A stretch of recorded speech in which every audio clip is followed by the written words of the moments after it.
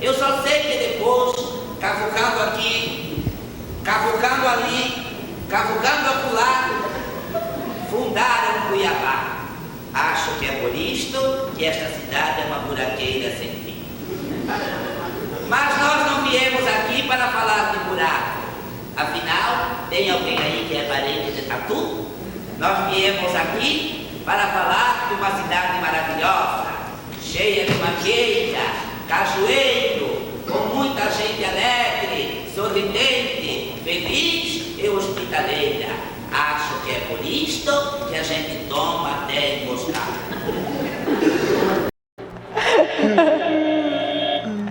Ai, Jesus, olha, não mudou nada, né? Nada, a descrição de Cuiabá. A mesma coisa de sempre. Gente, bem-vindos. Vocês já pegaram a gente aqui morrendo de rir do nosso aqui querido Lio Arruda. Vocês acabaram de ver as imagens que é aqui acervo do JB, aqui da TV Gazeta, TV Mato Grosso. E a gente está aqui se matando de rir porque Cuiabá ainda continua um buraco só. Eternamente, né? Eternamente. Mas o povo de Cuiabá também continua hospitaleiro. Hospitaleiro, debochado, né?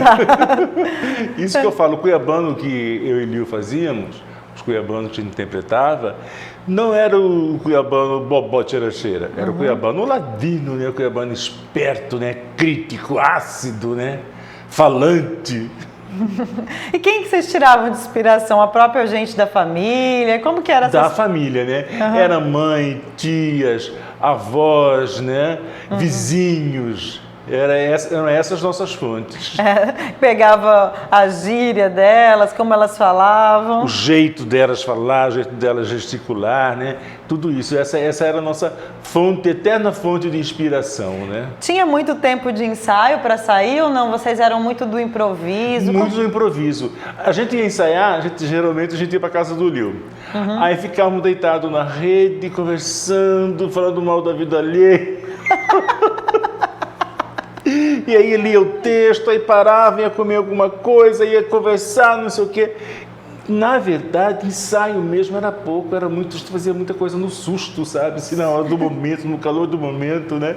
E muita coisa era improvisada. Eu me lembro que numa apresentação, a gente tinha troca de figurino muito rápidas, né? E numa dessas não achei minha peruca, eu peguei uma qualquer, peguei de Lio e coloquei na cabeça e entrei em cena. Que eu entro em cena, tá Lio com a peruca que deveria ser minha, eu na mesma hora eu toquei.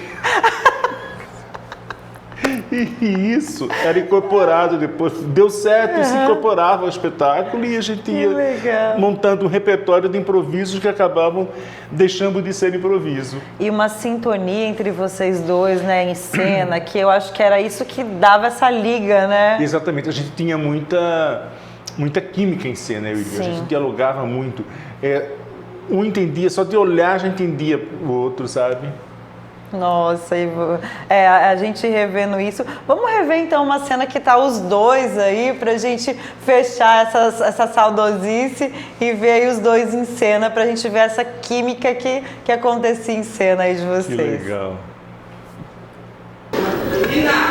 Você mora aqui faz tempo, menina? Não, Você é de Cuiabá, menina? não, imagina se eu sou cuiabano. Você é da onde, menina? Sou de Campo Grande. Tudo foi a praia, pega com maiô, tudo de cachaça, pega de maiô. Campo Grande não tem água, besta. Os pessoal até lá vai tomar banho no cutinho. Fala, E Cuiabá tem playground, tio? playground não tem no seu cu, tá vendo? Menina, minha cara, vamos lá acabar de brincar. Escuta, vamos, fala, vamos brincar da verso? Vamos. Você sabe da verso? Eu sei. Lá Não é na brincagem disso. Como que é seu nome? Meu nome é Edonídia. Lindo seu nome. E o seu? Meu é Ana Itatira. Bonitinho também, seu nome. Vamos brincar da verso? Vamos. Não, vai. Feia que tá dói. Fala, menina. Sou pequenininha e perninhas grossas. Vestidinho curto, papai não gosta.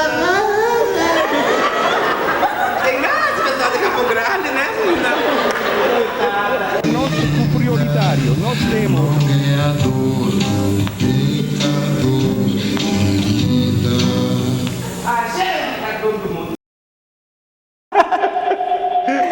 Ai, gente do Que céu. ótimo rever isso, né? Nossa! Tem gente que até hoje lembra dessa cena, comenta comigo. Aham. Ficou marcado, né? Marcadas Mas de que- estudante. Uma cuiabana e a outra era Campo Grandense. Aquela eterna disputa Cuiabá-Campo Grande, né? Meu Deus, tudo retratado na arte, né, gente? Verdade. Mas eu tô aqui com a bochecha até doendo de tanto rir, meu Deus do céu, como que coisa linda de ver vocês em cena, né? Então, muito bom rever isso depois de tantos anos, né? Que, uns 30 anos, isso, por aí.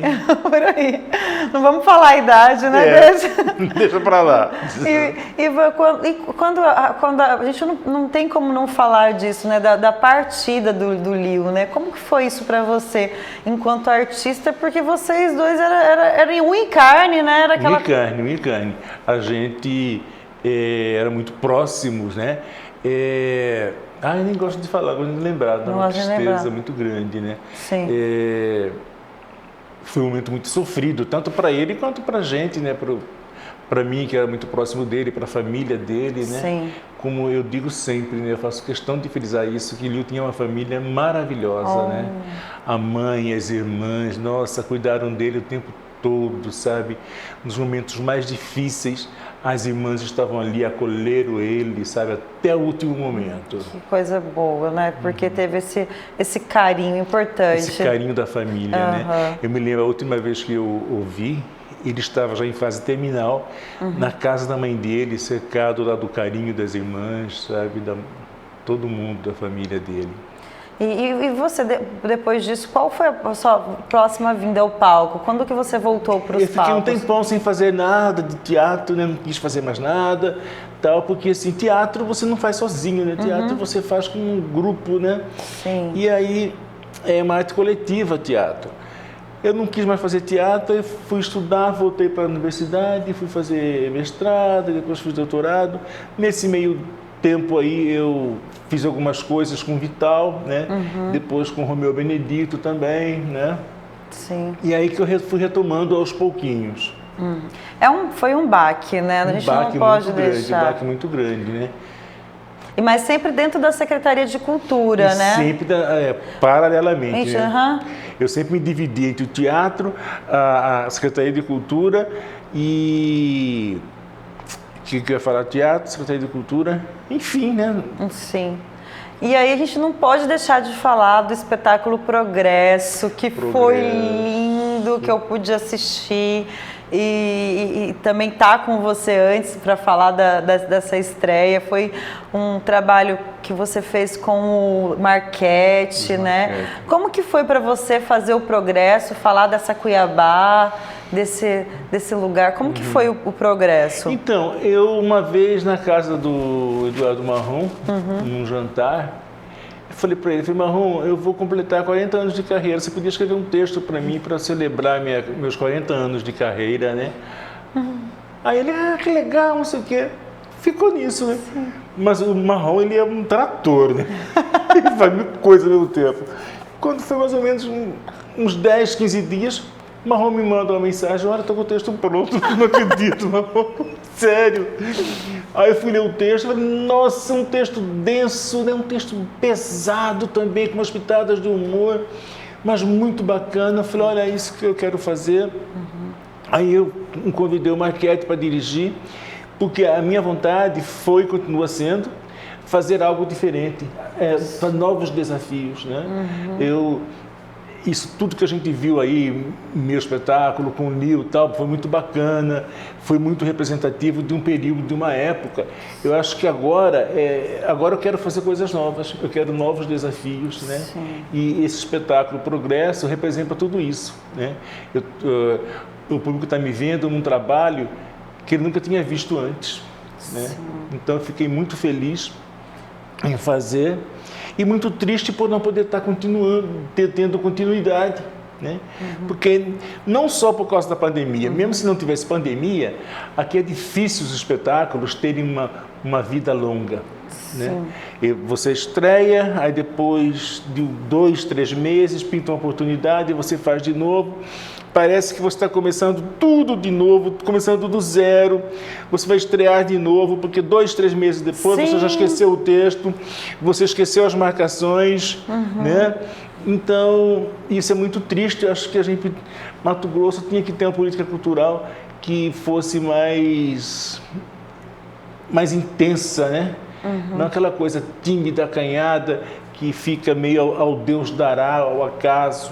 Exatamente. Eu acho que essa lei que a gente tem agora, emergencial, ela tinha que ser uma lei que venha para ficar, porque a gente sempre, o artista sempre, igual você falou, a gente fica vendendo o almoço para comer a janta. Exatamente. E nunca tem um ao certo, não consegue alugar para uma temporada, para fazer uma temporada. Por exemplo, você vai ver as casas de espetáculos, aluguel é caríssimo. Sim.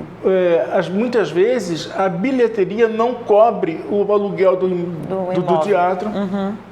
E aí? Entendeu? E aí o artista vai ficar com prejuízo, né? Ou então que faz umas salas pequenas, né? Para 50, 100 pessoas, né? A um custo mais baixo, né? Para que o artista local tem um espaço para ele fazer. Porque Progresso, por exemplo, é um espetáculo feito para teatro convencional, com todos os recursos técnicos, né? Palco italiano, né? Palco italiano, com iluminação, com coxia, com tudo, sabe? Que é um espetáculo multimídia, né? Sim, é um espetáculo. E ele traz muito ele traz a multimídia e ele junta com você em cena, né? É incrível esse trabalho. Esse diálogo, né?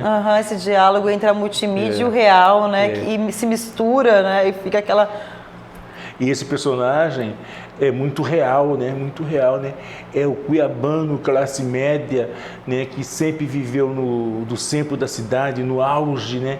E de repente entra em decadência, né? Com tudo ruindo ao seu lado, né? A própria história dele, ele vê a sua história ruindo, né? E ele amargo, né? Revoltado com tudo isso. É a fala de muitos cuiabanos. Sim, sim. A gente vê um abandono da cidade, né? Um abandono, uma degradação do centro histórico, né? Que também vem junto à degradação humana. Sim, né? isso que eu ia falar, como que e principalmente o idoso, né? A pessoa quando vai envelhecendo, essa coisa de não ser mais útil igual uma cidade, um centro histórico que também acaba não tendo aquela utilidade. A gente vê esses paralelos de histórias, né? Esse espetáculo é um murro na boca do estômago. Nossa. Né? É forte. Apesar de ter umas pitadas de humor, né? Tal. Que tomara que volte, né, o Progresso. Vocês estão aí pensando em retomar. Tomara que volte. Eu espero que agora com a lei Aldir Blanc, né, a gente possa retomar esse espetáculo. Eu tenho muita esperança. Estão fazendo de tudo para que isso aconteça, né, Ivan? E a gente tem aí, vocês de casa, ver o nosso querido Ivan em cena, que foi, assim, lindo demais e sempre com essa vontade, com esse brilho no olho, como se fosse a primeira vez que pisasse no palco sempre, né, Ivan? Exatamente, com uma taquicardia, né? Eu me lembro uma vez, eu acho que foi o primeiro espetáculo meu e de Lil, né? Que eu estava no camarim, né? Morremos de medo de entrar em cena, né? Lil me empurrou. Aí você está em cena, não tem isso, tem que ir. Não tem mais jeito, agora tem que ir. E foi gostoso ter essa sensação de novo com o Progresso, de aquele frio na barriga, aquela taquicardia. Gostoso, né? O teatro é isso, né? O teatro é essa magia, né? De transportar para um outro universo, né? Você sair dessa realidade aqui e entrar numa outra, né? Sim. Maravilhoso. E o Eduardo Maon, quando viu o texto dele ali concretizado, como que foi a reação dele? Olha, ele gostou muito, ele ficou feliz, ele voltou para assistir, né? Ele estava sempre estimulando a gente, incentivando, né? Foi muito legal. Foi você, o Luiz Marchetti também, que deu todo... O diretor que costurou todo esse enredo aí, né, do teatro com o audiovisual, né? Foi muito bacana, né? Umas imagens super lindas, poéticas, né? E a escolha do Marchetti também foi legal, porque ele vem do audiovisual também, do audiovisual, exatamente. E é cuiabano, É cuiabano. Né? Então, foi muito bacana. E uma galera jovem, olha lá. Olha só, Douglas Peron, Carlos Porto. Uma menina lá da edição, sabe? pessoal do som, tudo gente jovem, né? Tudo Eu gosto dessa mistura, dessa diversidade, isso me representa, sabe? Eu acho que a gente cresce na diversidade. Foi muito legal, uma equipe zona linda, né? Muita gente jovem e talentosa. Super, Muito né? legal. E a gente tá aí esperando que o progresso volte. E a gente também não pode falar que você não parou de estudar, né, Ivan? Não. A gente não para de estudar, né? O ator, o artista em geral não para de estudar, né? Pena que veio a pandemia e a gente não pôde fazer muito mais, é muita coisa, né? A gente ficou muito limitado com a pandemia, né? Mas eu tenho esperança de que isso acabe logo, né? Que a gente supere essa fase terrível, triste, cruel da nossa história, para a gente poder retomar as nossas vidas, né? Sim. Vacina para todos, né, Ivan? Vacinas para todos já. Já. E vocês aí fiquem com a gente. No último bloco tem mais Ivan Belém contando pra gente essa curiosidade dele de estudar. Ele vai para o Rio de Janeiro também para querer fazer teatro, estudar, melhorar ainda mais a sua atuação. Ele vai em busca de novas perspectivas da atuação. Então fica com a gente para conhecer um pouquinho mais desse querido Ivan Belém. Até mais.